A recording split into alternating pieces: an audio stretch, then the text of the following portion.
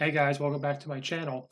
If you like any of the videos, you like what you're hearing, you like what you're seeing, please hit the like button, subscribe button, share it out. Here we talk any sports, but it's been mainly football. We get some great coaches on here.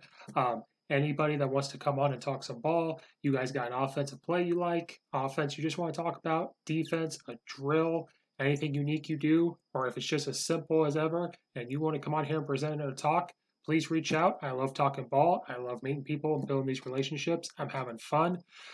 So please share this out. Let's get this growing. I appreciate all of you, and I hope you enjoy the channel. Hey guys, welcome back to the show. I have another great football coach with me, Coach Blackbourn. I reached out. I'm just reaching out to coaches, and he was gracious enough to come on this lonely little podcast of mine. So, Coach, welcome. For anybody that may not know who you are, could you please introduce yourself? Yeah, first off, thanks for having me, Coach. I really appreciate it. My name is Dan Blackburn. I'm currently the offensive coordinator and O-line coach at Aquin High School in Freeport, Illinois. We're a 1A private school with a lot of tradition. I started there. It will be my third year once we ever get into this season at some point, hopefully in the spring. I had a great experience so far over there. Prior to that, for 11 years, I was coaching at Freeport High School here in town in a variety of capacities, but my last probably about 5 or 6 years is kind of in a similar role where I am now, offensive line coach and offensive coordinator. So I was able to work with some good people that allowed me to do both. Sometimes a little challenging to mix O-line and offensive coordinator, but I've been fortunate enough we've been able to work with some good staff that allowed me to, leave the O-line at times with some other good coaches that we have, so I can go over and work with the skills at time. But so yeah, that's kind of where I've been. Like I said, this will be the 14th year coaching. Primarily my focus always has been O-line. I've worked with skills a little bit here and there. As I feel like if you're going to be the offensive coordinator, you gotta kind of have to know the lay of the land with the other positions. But I've been basically O-line and offensive coordinator for the last couple of years. Well, back in the day, offensive coordinators were offensive line coaches, and then now we've kind of graduated towards quarterback coaches or wide receivers coaches are now OCs. And like my head coach was the offensive coordinator, but he was the line coach too. So, yeah, it's great to have another O-line coach on here. I'm offensive line as well, but I've coached everything at some point, and I can't get away from O-line as much as I may want to do something else. They're like, "Oh, you're an O-line guy? Got you." Like it. So, like I told you before I recorded, so the first question I asked to ease coaches into this, because some people may not have done this before. I'm still horrible at this podcast stuff. I'm still going. So how'd you get into coaching? Because I've said a million times to people, it's rewarding, it's challenging. I have gray coming in somewhere. I'm losing hair. I'm losing my hair. It's shiny here probably. I have a webcam so to stop the shininess of. So how'd you get into this? Well, at first start off, originally I went to school. I was thinking I was going to be a broadcasting major. I went down to Western Illinois University. I had some opportunities to play some Division III football, but it's kind of beat up after high school football. And I just decided, I was thinking about it. Do I want to go, at that time, maybe pay 30, 40 grand to go to a D3 private school, which obviously there are a lot of great ones. But, our family was kind of, smack dab in the middle class. So we weren't getting a ton of aid. So it was going to be paying a ton of money long-term with a lot of debt to go and play D3 football or just go to state school. So I chose to go to state school and kind of preserve my body a little bit. And then as I got into my broadcasting and experiences early on, I just, the numbers that they told me as far as people getting jobs weren't really what I wanted to hear. So I always kind of knew. I originally thought maybe being a history teacher, but I was like, no, I knew I wanted to get into coaching, and I knew probably one of the easiest ways to get into coaching was probably going into physical education. So I graduated mid-year down from Western at that time back in 2006. looking for opportunities, looking for jobs, and weren't finding anything right away just because back then there were still, I think, a lot of teachers I know right now were having a little bit more of a teacher shortage across the country. Looking for jobs, and I was able to just get a long-term subbing opportunity here in the Freeport School District, where I currently still teach. And it was literally, I'm not kidding you, it was the week of the first game. I went to the current head football coach, Terry Wernz, who's now retired at Freeport High School, and just went to him and said, "Hey, Coach Wernz, this was Freeport was just coming off of some really good seasons, really, won 3 at the time, Nick 9 titles in a row. They won 30 something games in a row." I said, I would just love to help out in any capacity. So he said, "Sure, yeah, we got an opportunity for you. We're actually, one spot we still have available. So it's like, you're going to be thrown right in. You're going to coach some D-backs and coach some tight ends," which I knew nothing about. When I played, I was an O-line, D-line. So here I am trying to scramble around, trying to figure out how to coach D-backs a little bit. So yeah, it was quite an interesting learning curve. So I was trying to grab any book or video I could get my hands on to try to teach just anything real basic to some of the guys that I was working with. So I greatly appreciated his opportunity. And from there, I just, I got to learn more from people that we had on staff and just tried to soak up anything I could get my hands on, going to clinics, sitting with coaches. So, I've always kind of considered myself a football junkie, and just whatever I could get my hands on to try to learn, I went about that route. And, here I am 14 years later trying to still do the same thing. So very fortunate that I'll be able to work with him. And it's kind of funny, my old offensive coordinator and offensive line coach that I had when I was in high school came over to Freeport and started working there in my second year. So I learned a ton from them too. Jake Rankin and Craig Jenkins, they had won a state title at Aquin in 2005. So I learned a ton from those guys because this was only a couple of years after they did that. So I was able to pick their brain, and I sat with them. We broke down film after games and learned how they did a lot of things that they do as far as grading, which I still kind of use the format that I learned from them my, second year. So, I was just very appreciative of those guys. Like I said, Terry Wernz, learned a lot from him, very good head coach and defensive coordinator at Freeport for a long time. And then Jake Rankin and Craig Jenkins. And then, Aaron Wickman came in. He had worked out at Burlington Central and Elgin as a head coach. So learned a ton from him, for 4, 5, 6 years. I don't know however long he was there, but was a great mentor as well. So I've had an opportunity to coach with some good guys who I learned a lot from. So you just always have coached in the Freeport area, just nowhere else? Yep. So it's been really those two places, Freeport High School and Aquin, which Aquin was my alma mater. So it was kind of nice going back after 11 years at Freeport. I was just kind of ready for a change after, instead of 11 years, just needed to do something different, just kind of growing a little stagnant. So, the opportunity arose at Aquin, and one of the guys on our staff at Freeport, Brock Kunder, had gotten the job. And at that time when I resigned, I was thinking maybe I might even just take a year off. I wasn't sure what I wanted to do necessarily. It was just kind of burned out a little bit. So I was just maybe needed to recharge the batteries. And then he got the opportunity at Aquin. And then I asked him if, hey, I'd come along and help you out if you need it. And he was very fortunate. And we've worked very well together. And, another great friend and great mentor, and a guy who has done a great job at Aquin. And, I was just very happy to be a part of that. Some successes we've had over the last couple of years. Yeah, this is my 5th high school, so I've jumped around a little bit, but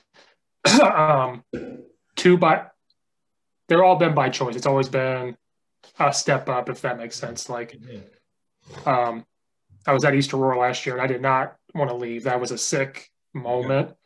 But it was a step up. I was offense coordinator at Charleston too, so I've had the taste of offense coordinator. And when I came up to the suburbs, I had to restart, like volunteer at Lombard East. Sure. I got a paid spot at East Aurora. Then Addison's like, we need a run game coordinator, which is a nice way of saying you're going to be the offensive line coach. Like, it's a nice way, but it's just going back up.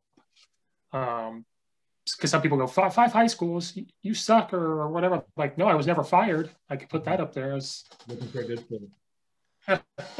No, I totally get it.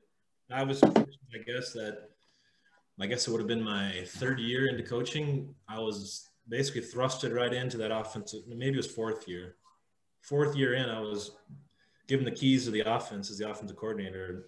Ready or not, I had to do what I could, and I went from there and tried to do the best I could. So I was learning on the fly as probably there's my kid poking in, 27-year-old kid, still learning a ton about the game, and obviously don't know, a ton now, but I've learned over the years. But yeah, it was quite a learning curve getting thrown in that young to a position like that. Yeah. When I became offense coordinator, I was like 25, maybe. Mm-hmm. The head coach I was working for, he's my good friend. He had some personal things going on, and he had to resign the first day of practice. Right.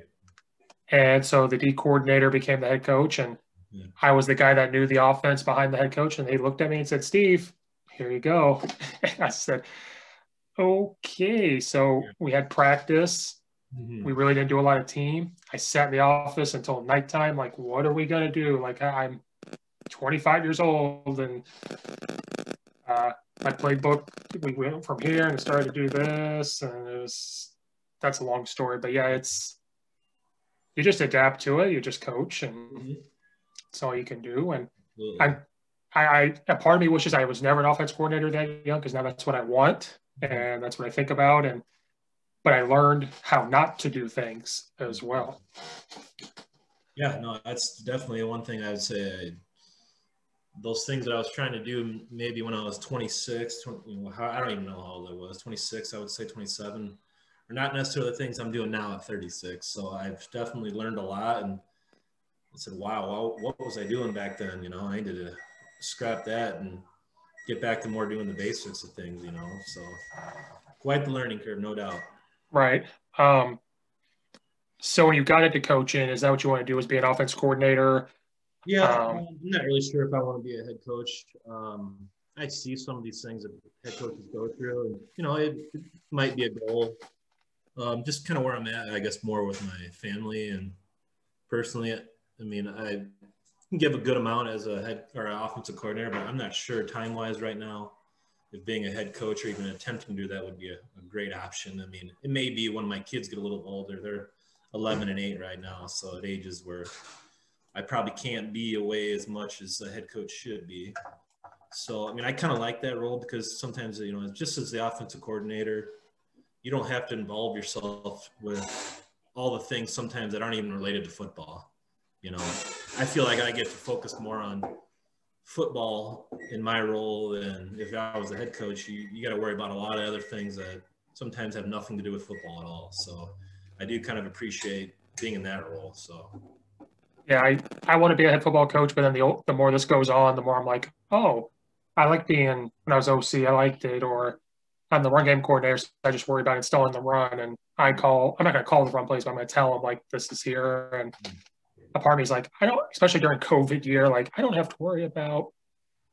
Yeah, a lot of logistical things right now that, people probably never in their wildest dreams have ever thought they'd had to worry about. So I'm thankful, I guess, in that role that I'm not in that position, because, a lot of people across the country are making a lot of tough decisions that I'm kind of fortunate I don't have to make. Yeah, our head coach, he was a D coordinator for a couple of years, so it was his first head coaching job, but he's been at the school. Yeah. And so in the summer, I'm brand new. He hired me. I said, "Aren't you glad you took this job?" I keep telling him that, and I can't tell you what he said, but it wasn't curse words that are not allowed to be said. But it was. So yeah, it's a great time. Yeah. I know there's some guys who are on the area who've kind of got put into jobs, and some of them landed the jobs pre-March quarantine, and I'm just scratching my head, just saying, "Oh man, I'm not envious of these guys right now as they're trying to coordinate, some of them new to the school. You're trying to meet your guys and you can't do it. It was a tough time to try to, I guess, get get your stamp on your program, if you will. And, so yeah, I'm not envious of those guys trying to start something up right now. No, I got hired in June. Like it was either June or the beginning of July. I can't remember. And a part of me even then was like, just for this job, I don't even know if I should do it. But like, but who knew? I didn't. I was like, who knew that this was going to happen? Yeah. So yeah. See, I told you something shiny happens, and I start going this way. Too much Joe Rogan. Yeah. So you coached a little defense, you said, so you had to learn that. Do you think coaching defense helped you with offense? Because I've done that. I had to coach defense and then go back to offense. I was like, I understand what's going on better now. Like when they line up, this is happening and this and that. Yeah, I would say so. Primarily, I've just been D-line throughout my career coaching. I haven't coached a ton of really. I did that 1 year, just real basic secondary, just helped with them. I wouldn't say I was in charge of coverages or anything like that. It's just real basic. But it definitely has. I always feel like that's one thing that I always need to continue to improve upon. I think a lot of guys will always say they want to focus on what can I do offensively? What can I do offensively? What can I learn about? Or, I try to get in my head, I need to learn more about what defenses are doing. So I've kind of made that as a goal of mine as I've gotten older here, and I've got a better grasp of what I wanted to do offensively. And I've been fortunate enough to coach with guys who allowed me to stay within what I know. They've been kind of giving me the keys, I guess. And as long as I'm not getting too crazy and, contrarian with some of my offensive things that I do, that, it's allowed me to just focus, I guess, more on learning more about what defenses are doing. And I still need to learn a lot more, just some of the more intricate things that teams are doing with, rolling coverages and why they're doing certain things on specific downs and, why they're stemming here and doing, just all those little things that you don't think about when you're younger that you have to think about a little bit more as you're facing better teams too. And as you're further along, and whether you're a small school or big school, the further along you go, the better competition you're facing, they're going to give you different looks. And if your offense is doing well, which we've always had a pretty good offense, you don't always see the vanilla looks that team would show if they're playing somebody on film who maybe isn't quite as good. So you're always trying to learn and trying to get better. And, I've, focused a lot of time reading about, more intricate defenses and try to go to, Coach Alexander out of Texas, who has a lot of good things defensively, picked up a couple of his books and just kind of going through them now. I wouldn't say I've read all of them, but just kind of browsing through it. And one of those things that I need to continue to learn and grow from. You took the words out of my mouth. You said I was looking at my bookshelf, and I was like, oh, yeah, I have his book sitting right there. And people ask me that too, like, what do I do for offense? I act like I'm big time. I'm not. People ask me a little bit. And I said, go coach defense. And they don't like that answer. And I said, go, because I know this is about you, not about me, but I go off. When I went to Charleston my first year, he goes, what do you want to do? And I said, offensive line, defensive line. That's it. He goes, okay. Next day, he goes, I'm going to bring you on board. I was like, okay. He goes, you're JV defensive coordinator. You're helping out the varsity defense coordinator, and you're coaching linebackers. And I said, what? And he goes, you're going to learn. And I was a brat. I was 23 or 24. And I'm like, I don't want to do this. But then when I went back to offense, I was like, oh, when they line up like this is why. If we run this, they're going to like you could figure it out a little bit of like this or that. But being young, and when I was offense coordinator, if I saw a roll coverage starting to happen and my quarterback didn't see it, I'm like, how could you not see that? I could see it, blah, blah, blah, blah, and all that stuff. But I was 25, and I'm like, you should know. And now that I'm going to be 30, I'm like, I don't act that way anymore. No, that's definitely a huge asset, I think, to have that knowledge and to being thrusted into those roles. Like I said, I haven't coached really thorough D-back play besides the real basic or linebacker play. So I'm always trying to learn about that, and I'm always trying to go to my guys, my buddies who have been D coordinators or are D coordinators and say, how would you guys line up to this? I'm always looking to see what different guys how they would line up to certain formations and see what their thinking is and why they would do that. And I'm actually fortunate that I have a brother who's a D coordinator at a junior college out in Iowa. So, if we got, some questions or gathering. I mean, we don't talk a ton when we have family gatherings because we try to sometimes just keep it away, but it always comes back to that a lot of times. I'm always trying to bounce ideas off of him too, and just see how they would line up or see what they would do in certain situations. So it's always fun. Yeah. But now being the run game coordinator, it's easier now. I just focus on the box. And so I'm like, when they line up in this technique, this is what's about to happen probably, or you have to look out for this or that. So it's a lot easier than explaining to a quarterback this or that. And I do miss all that, but being just offensive line, it's like, this is all I have to look at. So what's it like coaching at a private school, I guess? I know private schools where you're at may not be the same that I see in Chicagoland up here. That's a whole new world for me. I'm from Central Illinois. We don't have private schools. We don't have any of that. So coming up here where there's Montini, Marist, and Immaculate Conception, like, I don't know. But so what's it like coaching school? And I know you guys, your enrollment like pretty low though. Very low. We're probably one of the lower schools enrollment-wise that play football. And actually, this is going to be our last season with 11-man. They're moving to 8-man football in 2000, well, hopefully fall of 2021, I guess, if that rolls out. So this is our last year of 11-man football. And just because enrollment was dipping and there's some classes that have some smaller numbers. So it is quite a change when you're talking to me because Freeport High School is, when I was there, the numbers have even dipped there enrollment-wise, but roughly around 1,200, and now it's 1,100-ish. So you're talking going from 1,200 public school to 100 private school. Quite a change. So you're talking at times where our studs would play some both ways. We tried to keep the line guys for the most part on just one side of the ball. To everything at Aquin now is everybody's basically playing both ways. So it's a whole new animal as far as coordinating your practices and how that's going to work.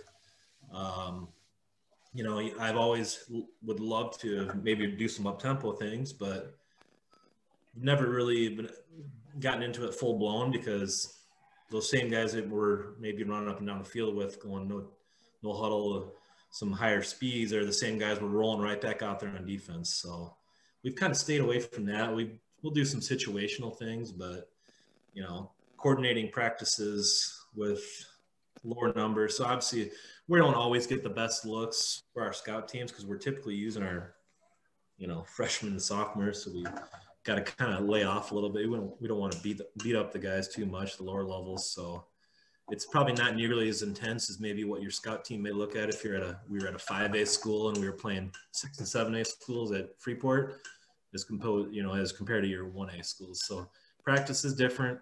We're fortunate we have some awesome kids at Aquin right now that a lot of them that were returning have played, some even since their freshman year, and quite a few of them since their sophomore year. So returning a ton of experience, some guys that we really have a lot of trust in. So it's nice to be able to continue to roll with those guys in the system we've had now going into year 3.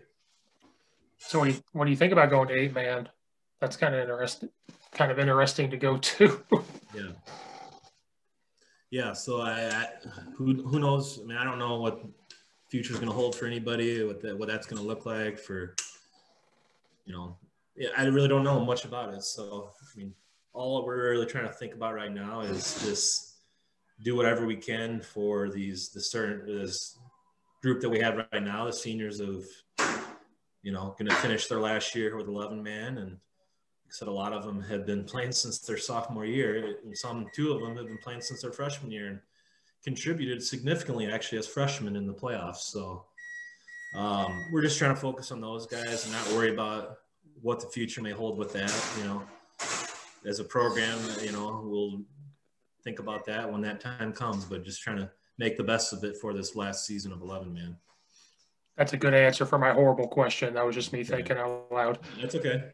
It's tough one to address because you don't want to start thinking about that too much when you got guys right here who are trying to finish out their careers and whatnot. Right, and then we have to have a spring season first too. We got to get through all that jazz. Yeah. So I won't be doing my job if I don't ask you about X's and O stuff. So, um, first, you being offensive line coach, what are some maybe everyday drills you might do? Like, like when your first day, like when we get back in February, like what's the first thing you're looking to do with them and for your offense, and what kind of offense you guys run and all that good stuff? So the guys, my old line guys, usually groan and moan and don't always like it, but it's very important. And they know that we need to do it every single day. But excuse me, we do what's called bird dogs, where we're just working on our basic steps every single day. We typically do that. That we're outside. So Monday we don't usually go out and do a ton, just because with obviously low numbers, we're still trying to rest and recuperate from maybe if we had a physical game. You guys still may be a little sore and fatigued on Monday. We usually just get a lift in and whatnot, and then watch some film usually. But so Tuesday and Wednesday are tougher days. I go through my bird dogs. We're just working a lot of our steps. I'm a big zone guy, so we're working a lot of those steps that we would use in some of our zone blocking. We mix a little zone and gap, but we're going to work a lot of those zone steps, just like I said, our bird dogs, where we're working our slide step, our open step, our bucket step. We're going to do those bang, bang, bang real quick on air. And then we'll usually get into our board drills where we'll work on those same things with our boards, our slide, our open, and our bucket steps. So those are usually the two drills we're doing almost every day, depending on time and how much we have. If we're late in the season, we won't work as much indie. We'll get some usually every day, even in the playoffs, but we're working those, and we're working a lot of our combo drills where we're, working a variety of combos and stunt against our stunts and things that we'll see. So those are probably the three things I'm working most every day. Our bird dogs, working our steps, our board drills, we're working those same things, working hand placement, and then working our combo drills. We're just getting good at those combination blocks that we're going to use in almost everything that we do. You said offensively, as far as what we're doing, yes, that too, correct? Yeah, and then after that was like, what kind of offense do you run, like, and all that good stuff. I'll be doing my job if I didn't ask. Yeah, sure. Well, primarily, like I said, big inside zone guy. We've been doing that at Freeport for the last couple of years, and then at Aquin we started doing that as well. And then we're going to mix in some gap things too. I've always felt like some people say, oh, no, you can't do that. If you're inside zone, you got to stick with that. And that's got to be what you do all the time. I've always been kind of thinking, okay, I get that. But if we have the guys that are capable and smart enough to mix in both, why not do it? And I felt like we've had the guys that could do both. And so we've been a mix of zone and gap.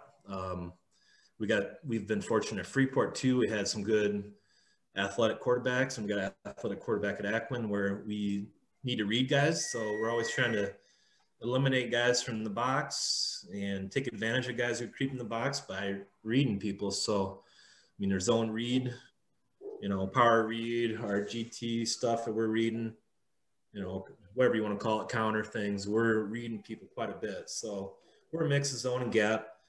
I'm a big believer in quick game offensively. I feel like they're real efficient throws, and we completed about 61% roughly of our balls last year, and a lot of it is just our quick game. So we'll do some intermediate stuff and some sprint outs and sprinkle in some screens, but primarily what we're going to do pass game wise is a lot of quick game. We did that at Freeport with success, and done it at Akron with some success too. So what's your favorite quick game? Do you look at the air raid stuff and use that, or is it something that's Not different? a big air raid. I mean, there's some good concepts and some that I've dabbled with. We don't do a ton of those things where, like the wide cross or mesh and things. Because the quarterbacks we have right now, he's athletic as all can be and an awesome athlete, but he's a little shorter. So sometimes he struggles seeing things over the middle.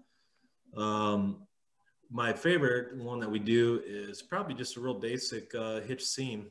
It's one that I love to do. And we see a lot of cover three. So we get a lot of teams. We have some pretty good receivers, so they're giving us a decent amount of cushion. We'll take that hitch all day if they're going to give it to us. We feel like that's an easy 5 to 7 yards that we can complete almost, 80% of the time in my eyes.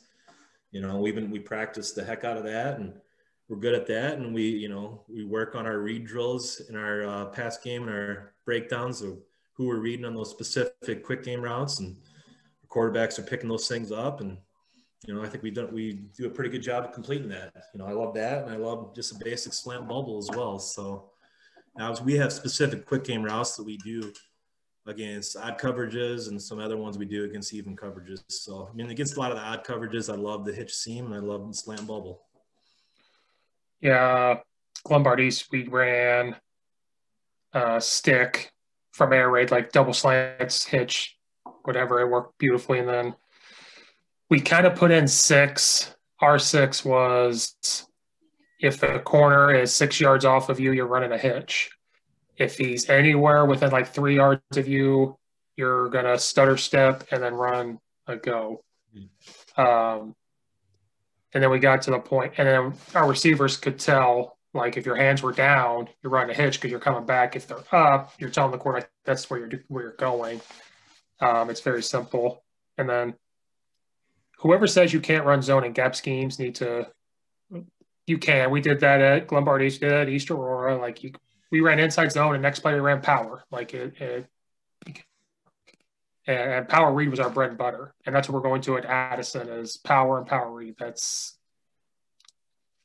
to be honest, was probably I love the inside zone, and I feel like it can give us an easy, if we're running it right, 4 to 6 yards. But our biggest chunk plays that we probably got, to be honest, in the run game were probably our power read. Because a lot of times, we'll get guys flying out, and our quarterback will, make the right read, and he's flying up the field. We get a good, block by our guard pulling around, and yeah, we had a lot of success with that the power read. Yeah, East Aurora, that's all we ran was inside zone, trap, and power. Then we would eventually run power. We just call it power read or H pop, where you have the H back. He's arcing all the time, when all of a sudden he goes up the seam, and it worked all the time. Then, so as you're inside zone, step in and just going up the field, you get more double teams and going up. We can obviously, like if we're running, say, inside zone to the right, and we got a 3 tech, that guard is going to be, he's got a solo block. So, I don't really use the terms cover uncover all the time. It's more about staying on your track. We talking more in terms of that. Yeah, because go ahead. That's just kind of how we talk about it.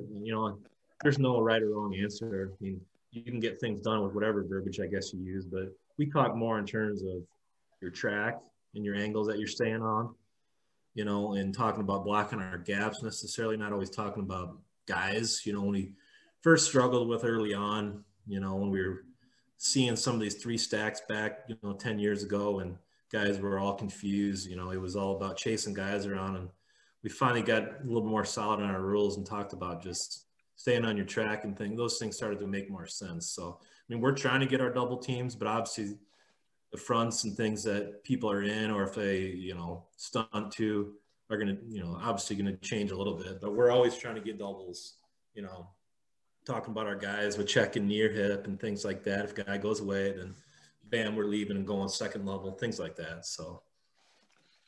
Yeah. It's funny. We installed power and ISO, and my ISO looks like inside zone without blocking the end. Yeah. And so I'm trying to convince, they don't know if they want to do zone this year because they haven't had success with it. And not to, I'm the jerk. I'm like, oh, I'm here. It's fine. We'll get it done. I'm here. We'll get it done. But when I install it, I keep trying to tell them, like, this is my zone. I don't take a step to the right and just go up the field, like stay on that path. Unless you have the athletes. If you have the athletes, great, go ahead. Sure. We don't.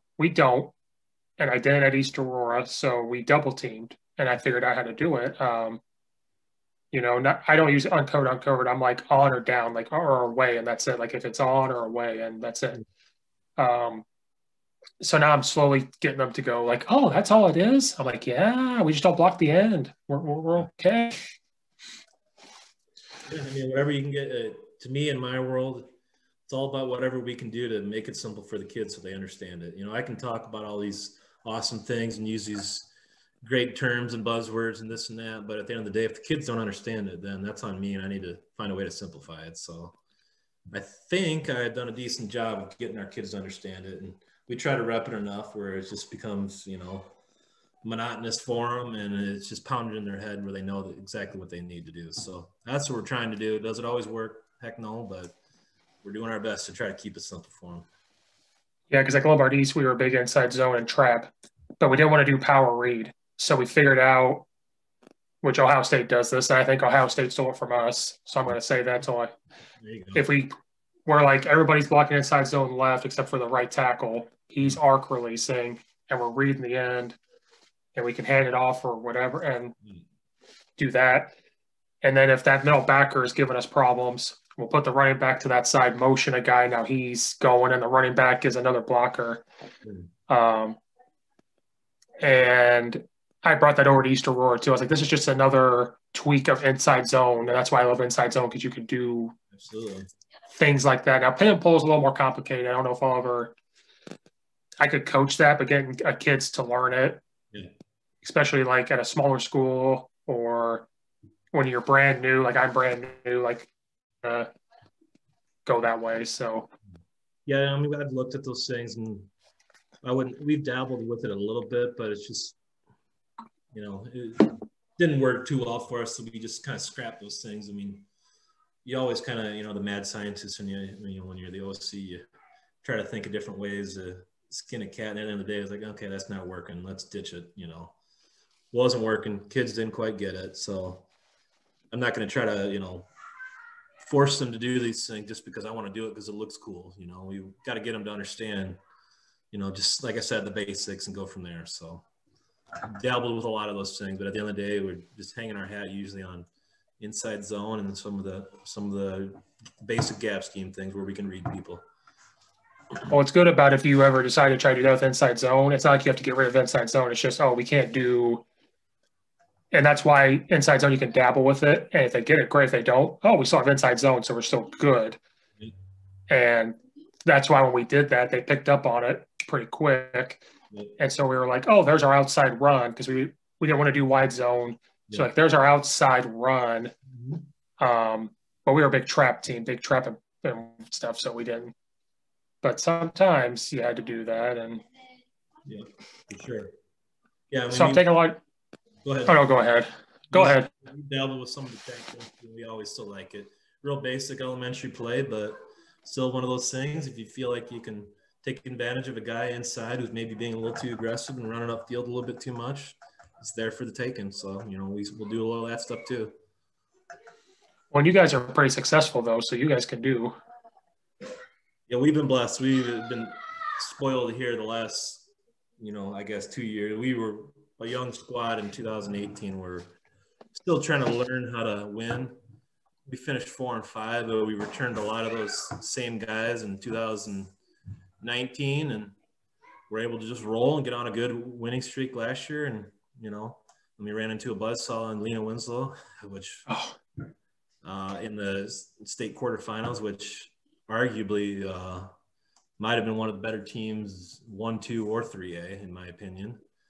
I just ran into a buzzsaw in the quarters. But, yeah, we had a good year with some awesome kids and finished 11-1. So it was a fun year. And like I said, we returned a lot of the good skills. We lose a couple of those linemen, so I got a few guys that got to work with a little bit. But the skill guys, were returning quite a few of them, so we're excited to work with those guys.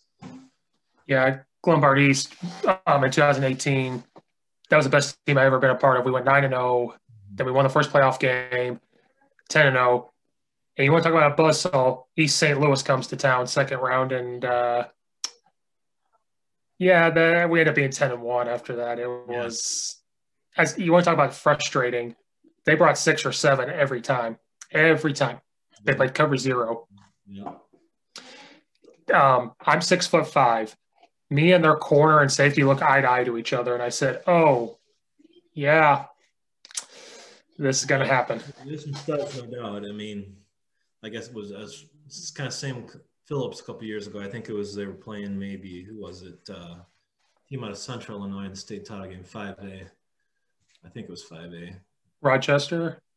I don't know, one of those teams. I think it's Phillips played somebody. It might have been. But, yeah, they matched them up and literally, like I said, played man the whole time and brought 6 or 7 guys and were able to just cover people down. It's, some good-looking kids there. if you can do those sort of things, great, but we're all not blessed to have studs like that all the time. But no, their nose fly around and play though. Their nose guard was short. He had to walk like a bodybuilder. We had a sophomore offensive lineman. He picked our sophomore offensive lineman up, and his eyes went like this. And he came to the sideline, and his eyes were still like this. And I was like, we lost him. It's done. Like, it's done, huh? I don't have in my coaching playbook. I don't know what I have to. No. All right. So I take a lot of your time. I know you're a family guy. I take a lot of your time. So we'll slowly wrap it up. So Illinois is a dumpster fire right now. We're not going to get anybody in trouble. We're not doing politics. I hate how politics has made its way into this. I've seen a lot of posts about their glad sports, like people I went to high school with, they're glad sports are canceled. They're glad. Like I saw a post one day, how could a parent ever risk their kid's life for a sport? They need to find a different hobby. And I was like, no, they don't know what they're talking about. And then the next day I was still mad. And I was like, okay, I'm going to start asking people, why do sports matter? So why do sports matter? Like, I know COVID's real. It's a very serious situation, but we need to keep fighting for these kids to play sports. So for you, like, why do sports matter and education, like school and sports in general? I mean, for a lot of the kids, whatever background you may have, school and athletics is an outlet for a lot of kids. It's a safe place. When you're at school, when you're with your teachers, when you're with your coaches, that's a safe place for you to be. So, I've always felt like we need to do whatever we can for the best for our students. And I get what's going on. And, I'm not going to get too deep into that, but sports absolutely matter for the well-being. I mean, we're just seeing at our own school we're at, and I've seen people post all over the country about how grades have dipped for these kids who aren't playing anything or aren't doing anything. I mean, they need sports as a little motivating factor to help them academically. And that's reality. For anyone to say that it isn't a reality is, I would disagree with.